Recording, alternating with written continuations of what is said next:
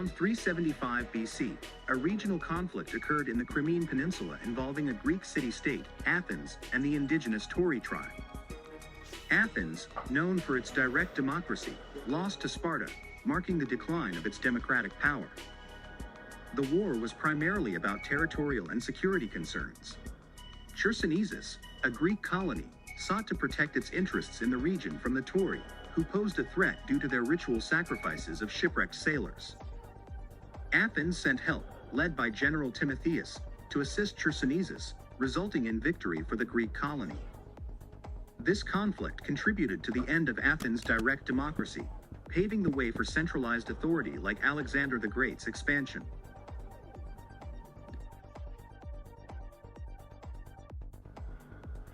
Democracy and a republic are both forms of representative government.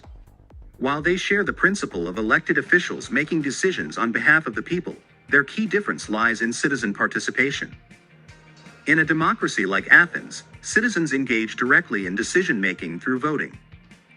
In contrast, a republic, akin to most modern democracies, elects representatives to govern. Republics such as the Roman Republic often have constitutions and laws that restrain government power and safeguard individual rights. Both systems seek to balance majority rule with minority rights, but direct democracy involves more inclusive citizen participation, whereas a republic relies on elected representatives to achieve this balance. The evolution of the concept of democracy from Socrates in 469 to 399 BC to Plato in 427 to 347 BC and Aristotle in 384 to 322 BC reveals changing perspectives on governance. Socrates' views on democracy were primarily critical. He questioned the wisdom of rule by the majority, expressing concerns about mob rule and uneducated decision-making. He favored governance by philosopher kings or a wise, educated elite. Plato, a student of Socrates, was also critical of democracy.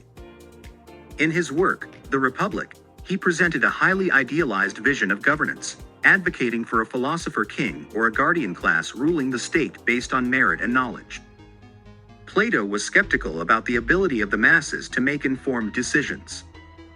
The timeline reveals a progression from criticism of democracy, Socrates and Plato, to a more balanced and practical approach, Aristotle.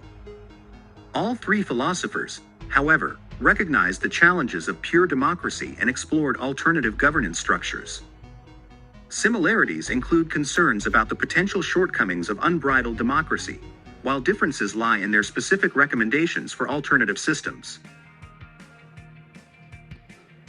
Aristotle's impact is the most profound among the three philosophers across political philosophy, science, education, and logic. In political philosophy, his ideas on governance, constitutional government, and the rule of law continue to influence modern democracies and republics. In science, his emphasis on empirical observation and logical reasoning underpins the scientific method. In education, his focus on moral and intellectual development remains influential in the method and practice of teaching. In logic, his work on the syllogism forms the foundation of modern formal logic, critical thinking, and problem solving. Aristotle's enduring legacy is evident in the enduring relevance of his ideas and their fundamental role in shaping the modern world. An interesting question to ask is, how would the three philosophers assess the Crimean War in 375 BC? It's challenging to determine how three ancient philosophers like Socrates, Plato, and Aristotle would have assessed a specific historical event like the Crimean War in 375 BC, as their writings primarily focus on philosophy, ethics, and political theory, not contemporary events. However, one can speculate based on their general philosophical perspectives. Socrates was known for his emphasis on moral philosophy and ethical conduct. He might have questioned the justifiability of the war, examining the moral principles behind it, and considering whether it adhered to principles of justice. Plato, a student of Socrates, was critical of democracy and often advocated for philosopher kings or a wise, educated elite to rule. He might have critiqued the democratic decision to engage in war and may have argued that it lacked the necessary wisdom and virtue. Aristotle, more pragmatic than his predecessors, might have assessed the war's motives, goals, and potential consequences. He could have examined it in terms of its impact on the state, its citizens, and the balance between justice and expediency. This is a regional conflict happened in 375 BC or about 2400 years ago in the Crimean Peninsula, involving a Greek city-state and an indigenous tribe. At that time, the pioneer of direct democracy, Athens, lost this war to Sparta, which marked the end of its direct democracy and a decline in power, after defeating the Persians in the famous Battle of Marathon in 480 BC.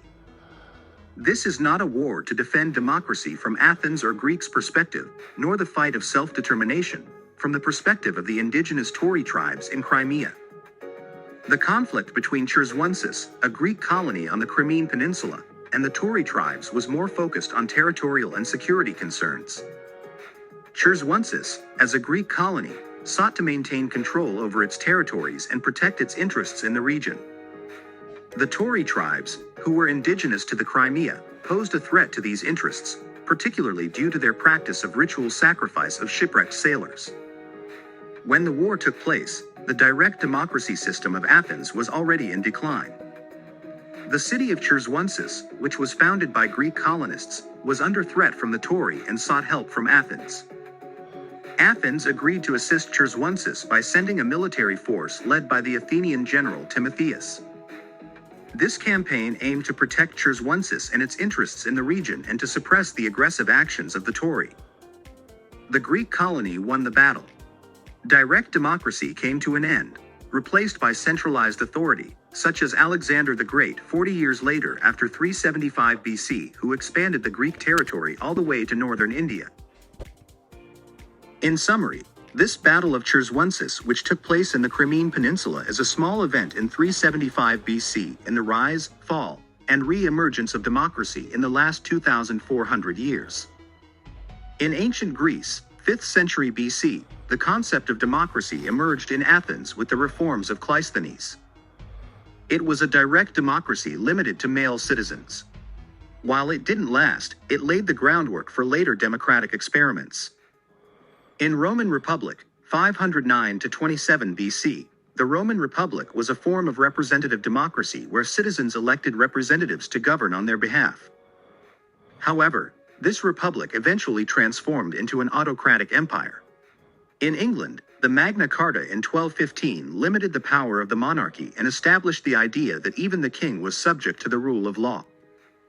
This laid the groundwork for the evolution of the British parliamentary system.